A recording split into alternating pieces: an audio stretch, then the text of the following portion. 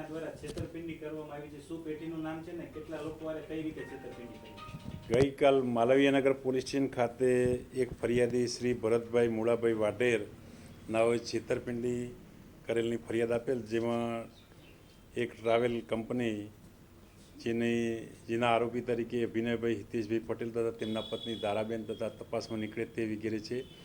આ travel agency ધરાવી નાનામાં સર્કલ પાસે આરકે પ્રાઇમમાં ઓફિસ ધરાવી ટ્રાવેલ્સ એન્ડ ટૂર્સ એન્ડ ટ્રાવેલ્સની વગેરેની જાહેરાતો બહાર પાડી અને અન્ય વ્યક્તિઓ તેમજ ફરિયાદી સાથે કુલ 50,07,050 રૂપિયાની છેતરપિંડી કરેલ છે.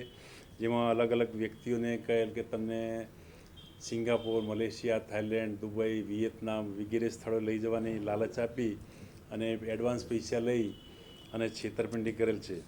આ બાબતે તે ઓફિસનો પણ ઝડપી કરવામાં આવેલ, તેમજ તે જે સરનામે રહેતો હતો તેને પણ ઝડપી કરવામાં, જે ભાડાના મકાનમાં રહેતો હતો હાલમાં ખાલી કરીને ભાગી ગયેલ છે. તેમજ આ આરોપી અભિનયભાઈ હિતેશભાઈ પટેલે 31 જાન્યુઆરી 2026ના રોજ હોટલ સયાજી ખાતે પણ ટ્રાવેલ એક્સપો નામનું એક ઓર્ગેનાઇઝેશન કરેલું, જેમાં પણ અન્ય વ્યક્તિઓને આવી રીતના લાલચ આપી અને ટ્રાવેલ ટૂર્સ અને ટ્રાવેલ્સની લાલચ આપીને છેતરપિંડી કરેલ છે, જે બાબતે માલવીયાનગર પોલીસ સ્ટેશન ખાતે ગુનો નોંધાયેલ છે.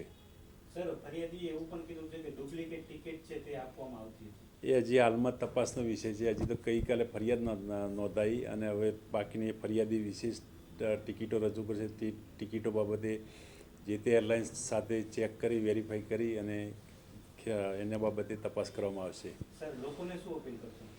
લોકોને અપીલ કે કોઈ આવા ખોટા એજન્ટ હોય અથવા જેમને કોઈ પરમેનન્ટ ઓફિસના થોડા સમય માટે ઓફિસ ખોલી અને પછી લોકોને લાલચ આપે, તો આવા વ્યક્તિઓથી છેતરાવું નહીં.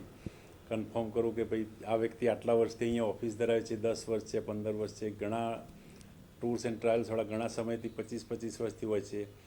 તે લોકોની સાથે કોન્ટેક્ટ કરવો, બાકી અન્ય નવી ઓફિસ ખોલી અને આવી રીતના લોકોની છેતરપિંડી કરીને નાસી ભાગી જતા હોય છે. સર, કેટલા લોકો સાથે છેતરપિંડી થઈ, કેટલા રૂપિયા? હાલમાં તો 8 વ્યક્તિઓના ફરિયાદમાં નામ છે અને 50,07,050 રૂપિયાની છેતરપિંડી નોંધાયેલ છે. 3 લાખથી લઈને 16 લાખ સુધીના અલગ અલગ વ્યક્તિના સાથે છેતરપિંડી થયેલ છે.